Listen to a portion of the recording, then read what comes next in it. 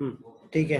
आज हम बायो की दरअसल फर्स्ट यूनिट स्टार्ट करेंगे, तो हम स्टार्टिंग से ही आज सेल के बारे में पढ़ते हुए चलेंगे। ठीक है।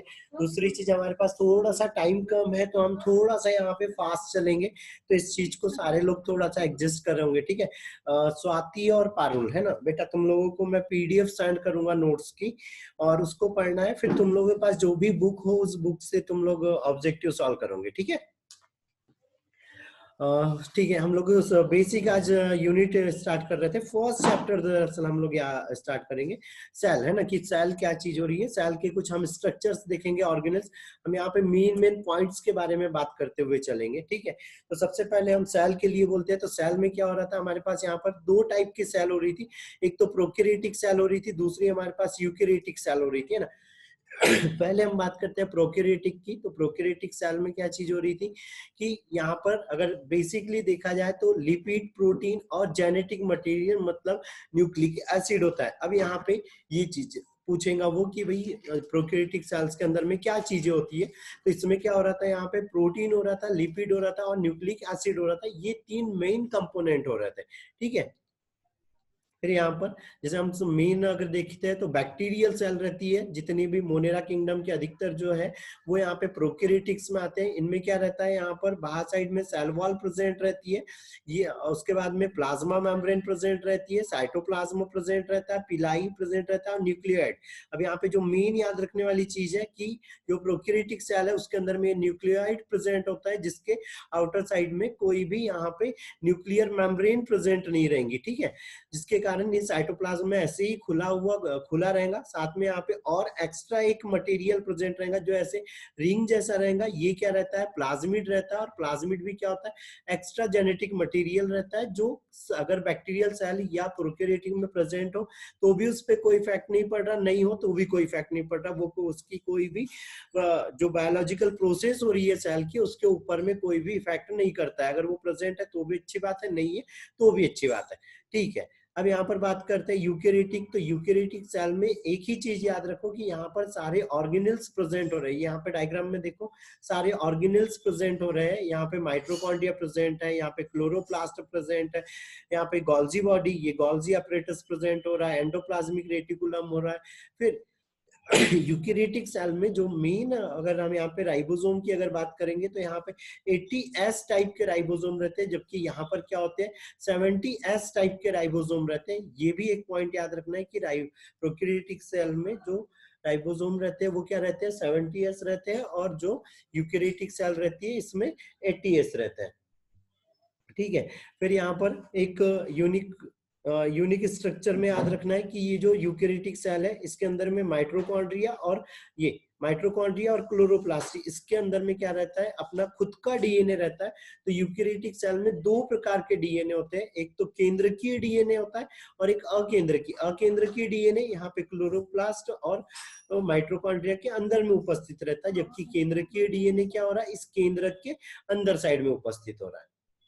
ठीक है।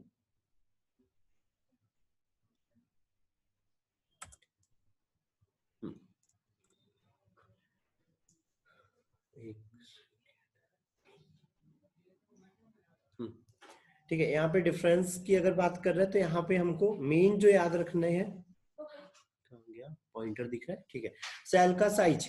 जो यूकैरियोटिक सेल हो रही है 10 से लेके 100 माइक्रोमीटर हो रही है, और जो प्रोकैरियोटिक सेल हो रही है ये यहाँ पे 5 माइक्रोमीटर की हो रही थी। अगर एग्जाम्पल की बात कर रहे हैं तो मोनेरा किंगडम को छोड़ दो, मेन क्या हो रहे थे, बैक्टीरिया और ऑर्कीबैक्टीरिया या मोनेरा किंगडम को छोड़ दो, इसके अलावा सारी जगह पे क्या हो रही थी, यहाँ पे यूकैरियोटिक सेल्स हो रही थी, है ना। रोशनी काफी लेट हो रहा है, 1 मिनट इसको ऐड करने दो बेटा। रोशनी माइक को म्यूट कर लेना बेटा। ठीक है। उसके बाद क्रोमोसोम की अगर हम बात कर रहे तो यूकैरियोटिक सेल्स के अंदर में क्रोमोसोम यहाँ पे एक से ज्यादा रहते हैं, जबकि यहाँ पर क्या हो रहा था, एक सिंगल स्ट्रैंड बना हुआ था, और वो क्या था, दूसरी अगर कोई चीज थी यहाँ पर तो एक प्लाज्मिड हो रहा था, और जो क्रोमोसोम हो रहा था वो सिंगल हो रहा था, है ना। फिर ग्रोथ जो यूकैरियोटिक होती है स्लो ग्रोथ करती है, जबकि जो प्रोकैरियोटिक सेल है वो ज्यादा तेजी से ग्रोथ कर रही थी, है ना। अगली चीज, सेल के लिए, एक मिनट स्लाइड चेंज कर, अरे अगला यहाँ पर एनिमल सेल और प्लांट सेल। तो एनिमल सेल और प्लांट सेल में क्या डिफरेंस याद रखना है, एक ही यहाँ पे मेन डिफरेंस हो रहा था कि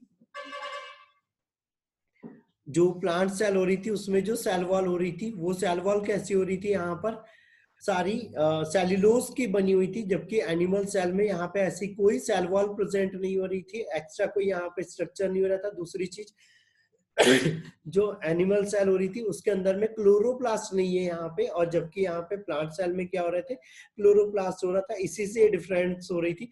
दूसरी चीज, हमको इसके केंद्रक को भी याद रखना है, न्यूक्लियस को, कि न्यूक्लियस कहाँ पर हो रहा था, तो इसमें सेंटर में हो रहा था, और इसमें क्या हो रहा था, उसके पेरिफेरल रीजन या परिधि वाले साइड में हो रहा था, किसमें, प्लांट सेल में।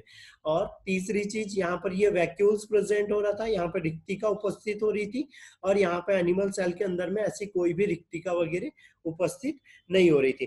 फिर दूसरी चीज यहाँ पर याद रखना है कि जो शुतुरमुर्ग का अंडा है वो क्या हो रहा है, सबसे बड़ी सेल हो रही, उसका साइज भी याद रखना है 170 से लेके 150 मिलीमीटर, ठीक है।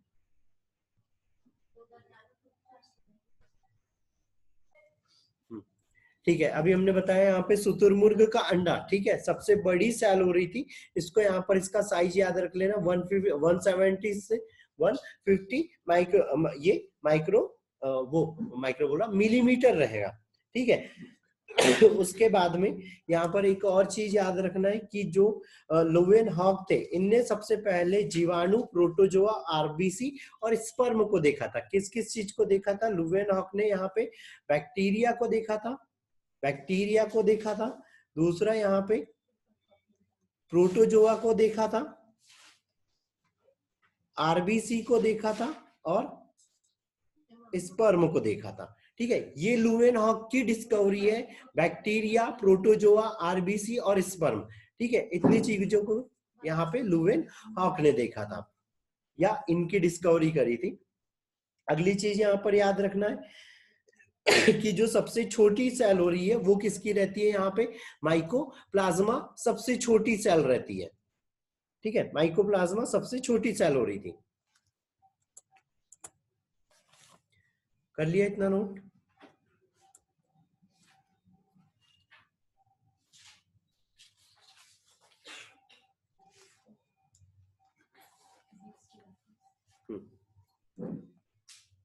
ठीक है, फिर हम यहाँ पर बैक्टीरियल सेल की बात कर रहे हैं। तो बैक्टीरियल सेल के अंदर में क्या हो रहा था, यहाँ पर सबसे पहले एक सेल एनवलप रहता है या एक कैप्सूल प्रेजेंट हो रहा था जो ग्लाइकोप्रोटीन और लिपिड का बना हुआ रह रहा था। उसके बाद में इसकी सेल वॉल के लिए याद रखना है कि सेल वॉल में क्या रहता है, तो यहाँ पे म्यूरिन रहता है ना, म्यूरिन, सेल वॉल में क्या रहता है, म्यूरिन रहता है, या इसी को क्या बोलते हैं, म्यूकोपेप्टाइड बोलते हैं। ये सेल वॉल जो रहती है बैक्टीरिया की, इसकी म्यूरिन या म्यूकोपेप्टाइड की बनी हुई रहती है। उसके बाद में यहाँ पे हमने दो तरह के बैक्टीरिया देखे थे, एक ग्राम पॉजिटिव देखा था और एक ग्राम नेगेटिव। तो ग्राम पॉजिटिव और ग्राम नेगेटिव ये कैसे पता चलता है, हमको बैक्टीरिया बहुत छोटा स्ट्रक्चर है तो वो पता नहीं चलता है कि क्या, किस कलर का है, किस कैसा उसका साइज शेप है, उसके लिए हमें यहाँ पे स्टैनिंग करते हैं।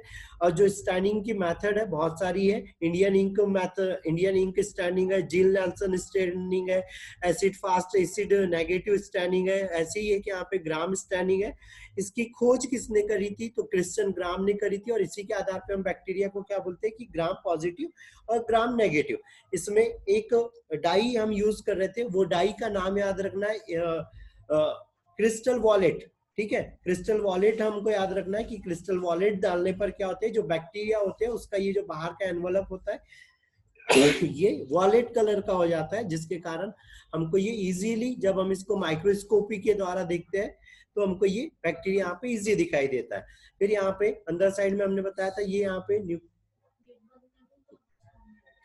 न्यूक्लियाइड प्रेजेंट हो रहा था, राइबोसोम हो रहे थे, प्लाज्मिड प्रेजेंट हो रहा था, यहाँ पर फ्लेजिला अब फ्लैजिला हमको याद रखना है, फ्लैजिला में क्या हो रहा था, यहाँ पे माइक्रोट्यूब्यूल्स प्रेजेंट रहती है जो 9+2 के अरेंजमेंट में रहती है। 9+2 का अरेंजमेंट मतलब यहाँ पे ये अगर हम फ्लैजिला की कट कर रहे हैं तो बीच में 2 यहाँ पे माइक्रोट्यूब्यूल रहती है और 3 यहाँ पे आउटर साइडवेज में ऐसे अरेंज रहती है। तो ये हो गया 9+2 अरेंजमेंट। तो जो फ्लैजिला रहता है और जो ये पिलाई या फिमरी रहती है उसके अंदर में माइक्रोट्यूब्यूल्स का जो अरेंजमेंट रहता है वो 9+2 का अरेंजमेंट रहता है। ये अरेंजमेंट सारे लोगों को याद रखना है, ठीक है, ऑब्जेक्टिव के लिए, है ना।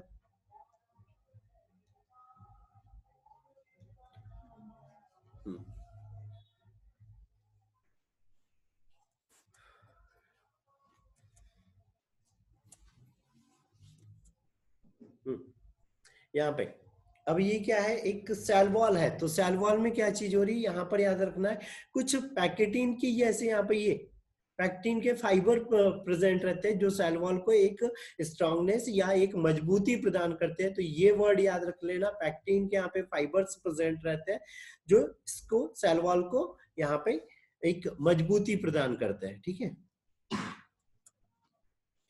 फिर यहाँ पर हमने ये सेल वॉल का एक हमने मॉडल पढ़ा था, फ्लूइड मोज़ेक मॉडल, है ना। तो ये फ्लूइड मोज़ेक मॉडल याद रखना है। इसमें क्या हो रहा था, यहाँ पर प्रोटीन के टाइप या जो प्रोटीन चैनल है इनके टाइप याद रखना है। तो यहाँ पर 3 टाइप की प्रोटीन प्रेजेंट हो रही थी, है ना। एक सेकेंड, हम 3 टाइप की प्रोटीन, ये ग्लोबुलर प्रोटीन प्रेजेंट हो रही थी, जो अब ये कैसी प्रेजेंट है, सिर्फ अपर सरफेस पर हो रही है। इसका जो मॉलिक्यूल है वो दूसरे साइड में नहीं जा रहा था, ठीक है। दूसरी चीज चैनल प्रोटीन हो रही थी, ये वाली जो एक साइड से अदर साइड तक, मतलब बाहर से अंदर साइड तक यहाँ पर ये उपस्थित हो रही थी। और इससे क्या हो रहा था, कोई भी यहाँ पे जो मॉलिक्यूल्स वगैरह या कोई भी पोषक पदार्थ वगैरह के अणु वगैरह जो आ रहे थे वो इसी चैनल से क्या हो रहे थे, यहाँ पे अंदर जा रहे थे। अलग अलग मटेरियल के लिए यहाँ पे अलग अलग प्रकार की प्रोटीन प्रेजेंट होती है। फिर पेरिफेरल प्रोटीन हो रही थी, पेरिफेरल प्रोटीन में क्या हो रहा था, थोड़ा सा अंदर भी हो रहा था और थोड़ा सा यहाँ पे बाहर भी हो रहा था। फिर इंट्रीगल प्रोटीन हो रही थी, तो इंट्रीगल प्रोटीन बस दोनों लेयर को आपस में जोड़े रख रही थी। ग्लोबुलर प्रोटीन गोल स्ट्रक्चर में प्रेजेंट हो रही थी, अपर सरफेस पर हो रही थी। चैनल प्रोटीन, यहाँ पे प्रोटीन चैनल हो रहे थे जो पोषक पदार्थ वगैरह को एक साइड से दूसरे साइड में ले जा रहे थे। पेरिफेरल प्रोटीन ये नीचे साइड में या अंदर साइड में उपस्थित हो रही थी। इंट्रीगल प्रोटीन ऊपर और नीचे दोनों सरफेस पे हो रही थी। ये यहाँ पर ये तीनों, मतलब वैसे मेन अगर देखें तो ये 3 प्रोटीन, एक पेरिफेरल, ये पेरिफेरल, इंट्रीगल और ग्लोबुलर प्रोटीन, ये 3 याद रखना है। और ये क्या है, प्रोटीन चैनल है जो किसी भी पदार्थ वगैरह को एक साइड से दूसरे साइड ले जाने का कार्य कर रहे हैं, ठीक है।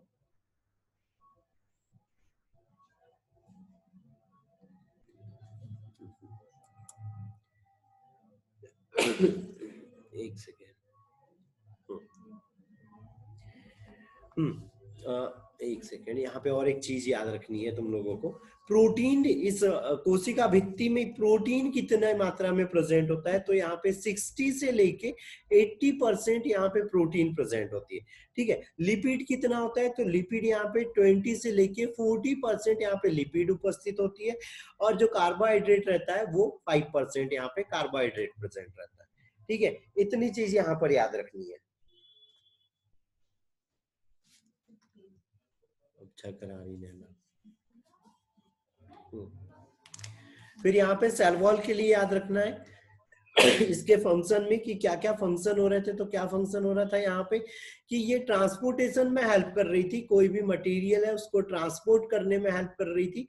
तो ट्रांसपोर्ट करने में हेल्प कर रही थी, तो कैसे, कोई भी पदार्थ इधर बाहर से, जैसे मान लो यहाँ पे ऑक्सीजन का मॉलिक्यूल आया तो इस सेल वॉल के द्वारा ही क्या हो रहा था, अंदर साइड में यहाँ पे जा रहा, अंदर साइड में यहाँ पे कोई उत्सर्जी पदार्थ या वेस्ट मटेरियल बना तो वो इस प्रोटीन चैनल के थ्रू क्या हो जा रहा था, यहाँ पे बाहर हो रहा था, मतलब परिवहन में मदद कर रही थी वो।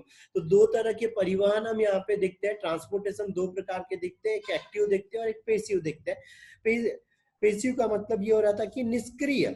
अब निष्क्रिय में, निष्क्रिय परिसंचरण में कैसे हो रहा था, यहाँ पर बिना एटीपी बिना ऊर्जा के मॉलिक्यूल्स के यहाँ पर कोई भी मटेरियल एक्सचेंज हो जा रहा था, जैसे वो ऑस्मोसिस के द्वारा हो सकता है, डिफ्यूजन के थ्रू हो सकता है, इन मेथड के थ्रू हो रहा है, तो यहाँ पे एटीपी यूज नहीं हो रही है इसमें, पेशियों में। जबकि एक्टिव ट्रांसपोर्टेशन में होता है कि यहाँ पे एटीपी का मॉलिक्यूल जब तक प्रेजेंट नहीं होगा या जब तक यहाँ पे एनर्जी मॉलिक्यूल प्रेजेंट नहीं हुआ, कोई भी मटेरियल इस सेल वॉल में बाहर से अंदर के साइड में नहीं जाएगा। ठीक है। फिर यहाँ पर ये जो प्रोटीन हो रहे थे, हमने बोला था ये प्रोटीन चैनल थे, तो ये प्रोटीन चैनल इसमें मेनली पार्टिसिपेट कर रहे थे, और यहाँ पर कुछ एंजाइम्स भी उपस्थित रहेंगे जो एक्सचेंज करने में मदद करेंगे। और ये जो यहाँ पे कोई भी ऐसे बाहर से जो चीज आती है या कोई भी पोषक पदार्थ आ रहा है वो कोशिका के अंदर में आ रहा, तो ये एंडोसाइटोसिस कहलाता है। ये वर्ड याद रखना, कोशिका में जब कोई भी चीज बाहर से अंदर की ओर जाती है तो वो एंडोसाइटोसिस कहलाता है। एंडोसाइटोसिस, ये नोट कर लो, कोशिका में बाहर से अंदर साइड जब भी कोई चीज जाती है तो वो एंडोसाइटोसिस कहलाती है।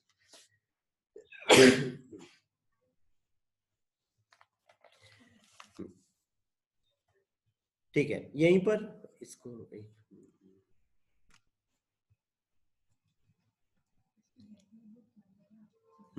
यहाँ पर एक और वर्ड बता रहा हूँ, फिनोसाइटोसिस। फिनोसाइटोसिस का मतलब ये हो रहा था कि यहाँ पे जब लिक्विड मटेरियल, यहाँ पे मान लो ये सेल है, सेल के बाहर से अंदर साइड में जब कोई लिक्विड जा रहा,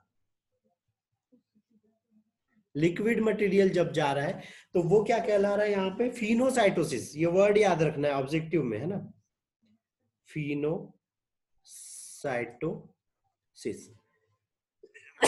फिनोसाइटोसिस। ठीक है। जब यहाँ पे हार्ड मटेरियल जब अंदर साइड में इंटर कर रहा है तो वो क्या कहलाता है, फेगोसाइटोसिस। फेगोसाइटोसिस। जब सॉलिड मटेरियल अंदर जा रहा है सेल में तो वो फेगोसाइटोसिस कहलाता है।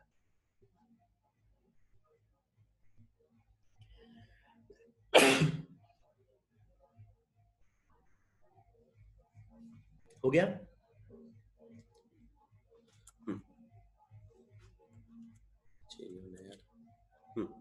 माइट्रोकॉन्ड्रिया, अगला यहाँ पे हमको याद रखना है माइट्रोकॉन्ड्रिया। तो माइट्रोकॉन्ड्रिया की जनरल वाली चीजें सारे लोगों को पता है कि इसके अंदर में इसको क्या बोल रहे थे, सेल का यहाँ पे हम पावर हाउस बोल रहे थे। अब इसके अंदर में एक स्ट्रक्चर होता है क्रिस्टी, है ना,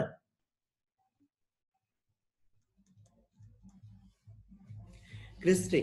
ये क्या करती है, यहाँ पे ऊर्जा, मेन जो क्रिस्टी है वो ऊर्जा का उत्पादन करने में मदद करती है।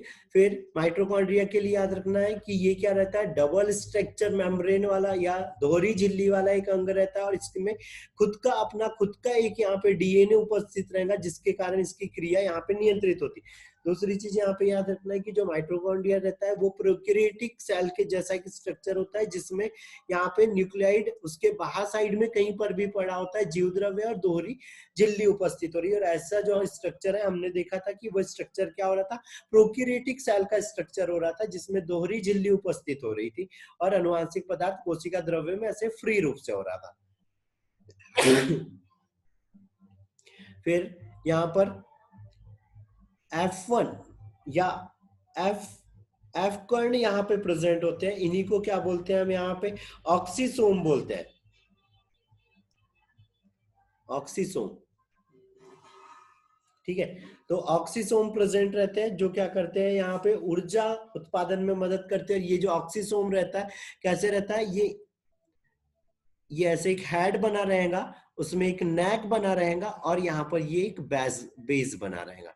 ठीक है। और वो कहाँ पर उपस्थित रहेंगे, यहाँ पर अंदर, ये यहाँ पर अंदर साइड में इस माइटोकॉन्ड्रिया में उपस्थित रहेंगे ऐसे बहुत सारे, और यही क्या करेंगे, ऊर्जा उत्पादन में मदद करेंगे। दूसरी चीज, इसी के अंदर में ऊर्जा उत्पादन करने के लिए एंजाइम उपस्थित रहते हैं।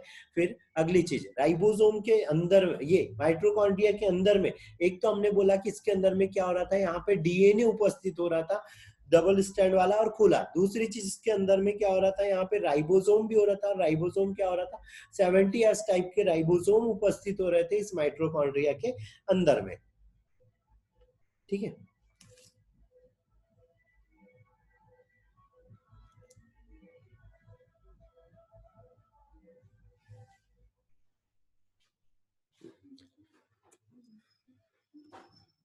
चलो अगला स्ट्रक्चर देखते हैं। ये तो और एक माइटोकॉन्ड्रिया आ गया। ठीक है, अगली चीज यहाँ पर क्लोरोप्लास्ट। अब क्लोरोप्लास्ट के लिए दरअसल यहाँ पे क्या होता है, क्लोरोप्लास्ट की, अच्छा हाँ ठीक है, सारे लोग एक चीज ध्यान दो, टाइम लिमिट हम जूम पे अटेंड कर रहे हैं तो हमारे पास टाइम लिमिट रहती है 40 मिनट, है ना। अभी 10 मिनट बचे हुए हैं, 10 मिनट बाद क्लास एंड हो जाएगी, फिर से सबको मतलब फिर से सबको कनेक्ट करना है, ठीक है। ठीक है, यहाँ पर हमने बोला था कि माइटोकॉन्ड्रिया और क्लोरोप्लास्ट दो स्ट्रक्चर हो रहते हैं हमारे पास। यहाँ पे और भी प्रकार के, दरअसल ये जो होता है स्ट्रक्चर रहता है, इसमें क्या रहते हैं, यहाँ पे प्लास्टिड रहते हैं, ये प्लास्टिड रहते हैं, ठीक है। अब ये जो प्लास्टिड रहते हैं ये 3 टाइप के रहते हैं। सबसे पहला रहता है यहाँ पे अवर्णी लवक, या इसको बोलते हैं हम यहाँ पे ल्यूकोप्लास्ट, ल्यूकोप्लास्ट। और जो ल्यूकोप्लास्ट रहता है इसी में किसी भी तरह का कलर नहीं होता है, लेकिन जब इस ल्यूकोप्लास्ट के ऊपर में जब सूर्य की लाइट पड़ती है, जब सनलाइट यहाँ पर इसके ऊपर में पड़ रही, तो ये क्या हो जाता है, क्लोरोफिल में चेंज हो जाता है। लेकिन वहां पर उपस्थित होना चाहिए मैग्नीशियम। जब मैग्नीशियम उपस्थित रहेगा तब ये जो अवर्णी लवक था ल्यूकोप्लास्ट, ये क्लोरोप्लास्ट में चेंज हो जाता है, ठीक है। दूसरा हमको याद रखना है यहाँ पे एमेलोप्लास्ट, ये एमेलोप्लास्ट, एमेलोप्लास्ट। अब एमेलोप्लास्ट क्या करता है, यहाँ पे स्टार्च को स्टोर करके रखता है, स्टार्च को स्टोर करके रखता है। तीसरा एलियोप्लास्ट, एलियोप्लास्ट, ठीक है। जो एलियोप्लास्ट है ये क्या करता है, यहाँ पे फैट को डिपॉजिट करके रखता है। पहला यहाँ पे ल्यूकोप्लास्ट था जिसमें कोई भी कलर नहीं था, लेकिन सनलाइट जब पड़ रही और मैग्नीशियम जब प्रेजेंट हो रहा था वो तो क्लोरोप्लास्ट में चेंज हो जा रहा था। एमिलोप्लास्ट स्टार्च को स्टोर करके रख रहा था, और एलियोप्लास्ट क्या कर रहा था, फैट को स्टोर करके रख रहा था। तो ये चीज यहाँ पर याद रखना कि ये कौन किसको स्टोर करके रख रहा है, ये तीनों प्रकार के, ठीक है। सर एक बार रिपीट कर दीजिए स्टोर वाला। हाँ ठीक है, ल्यूकोप्लास्ट कुछ कोई भी चीज को स्टोर नहीं करता है, जब उसमें सनलाइट पड़ती है तो ये क्लोरोप्लास्ट में चेंज हो जाता है, ठीक है। एमिलोप्लास्ट स्टार्च को स्टोर करता है, एलियोप्लास्ट फैट को स्टोर करता है।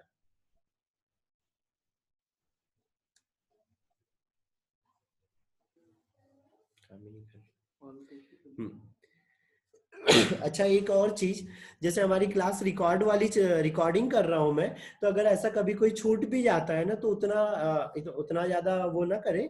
कोई चीज नहीं आ रही समझ में, ठीक है, बाद में उसकी जैसे मैं रिकॉर्डिंग डालूंगा तो यूट्यूब की लिंक भी दे दूंगा, तो वहां से देख के हम और एक बार उसको नोट कर सकते हैं ना। कोई चीज अगर छूट जाएंगी तो उसकी रिकॉर्डिंग जरूर देख लेना फिर, ठीक है। चलो ठीक है, फिर यहाँ पर क्लोरोप्लास्ट की बात कर लेते हैं अब जल्दी से। क्लोरोप्लास्ट में क्या हो रहा था, अलग अलग प्रकार के यहाँ पे वर्णक हो रहे थे। जैसे यहाँ पे एंथोसाइनिन हो रहा था, है ना। तो एंथोसाइनिन में क्या चीज हो रही थी, यहाँ पे पीले, नीले और लाल रंग का हो रहा था, है ना। और इसी के कारण वो क्या हो रहा था, बैगनी रंग का भी हो रहा था।